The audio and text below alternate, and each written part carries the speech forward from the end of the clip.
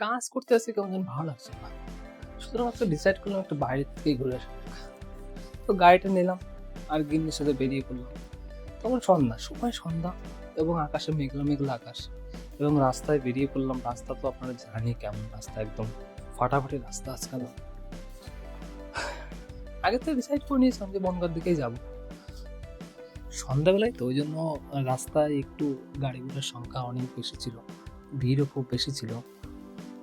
Bongaon Motiganj clock টাওয়ারে যখন পৌঁছলাম তখন তার ঠিক পাশে একটা নতুন যে রেস্টুরেন্টটা খুলেছে, the clock tower cafe and restaurant, সেখানে চলে গেলাম। সেকেন্ড ফ্লোরে একদম ফাঁকা জায়গা যেটা আছে, যারা গিয়েছো তারা জানো এবং যারা ভিডিওতে দেখেছো তারাও জানো, এবং যদি কেউ না যেয়ে থাকো তাহলে আজকে যে ভিডিওটা দেখাবো সেটা তোমরা দেখতে পারবা। খুবই সুন্দর জায়গা। সেকেন্ড ফ্লোরে যে উপরে যে ফাঁকার জায়গাটা আছে, আমার সেটা খুবই পছন্দ হয়েছে। এবং যেহেতু আকাশে মেঘ ছিল এবং বৃষ্টিও পড়ছিল, তার জন্য তাড়াতাড়ি ভিতরে চলে এসে ফার্স্টেই অর্ডার দিই এক প্লেট চিকেন ফ্রাইড মোমোস। তারপর অর্ডার দিলাম mixed fried rice with chilli chicken gravy আর একটা আমি স্যালাড দিলাম।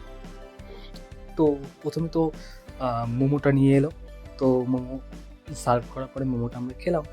মোমোটা খাওয়ার পরে কিছুক্ষণ পরেই তারা বাকি যে অর্ডারটা ছিল সেইগুলো তারা এনে খুব সুন্দর করে সার্ভ করে দিল। তারপরে সেটাও আমরা খেলাম। আমি যদি খাবারের কথা বলি তাহলে বলবো খুব ভালো এমনটা বলবো না, বা খুব খারাপ এমনটাও বলবো না, এভারেজ মোটামুটি, কিন্তু সার্ভিস খুবই ভালো।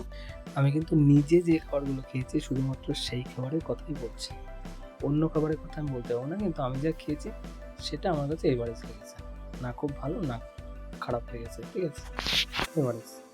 আর যে মিক্সড ফ্রাইড রাইস খেয়েছি ওখানে যে চিংড়ি মাছটা ব্যবহার করেছে সেটা কাঁচা কাঁচা রয়েছে, একটু গন্ধ করছে, সেটা আমার পছন্দ হয়েছে। তো খাওয়া দাওয়া হয়ে গেল। খাওয়া দাওয়ার পরে আমরা একটু বাইরে গেলাম আবার। এখনও সেই বৃষ্টিও পড়ছিল আর ঝড়ের মতো হাওয়া বইছিল, তো সেখানে আমরা বেশিক্ষণ বসতেও পারলাম না। তো সেখানে কয়েকটা ছবি টবি তুলে বাড়ির দিকে রওনা দিলাম। তো আজকের জন্য এটুকুই, আবার দেখা হবে অন্য কোনো দিন। থ্যাংক ইউ সো মাচ দেখার জন্য।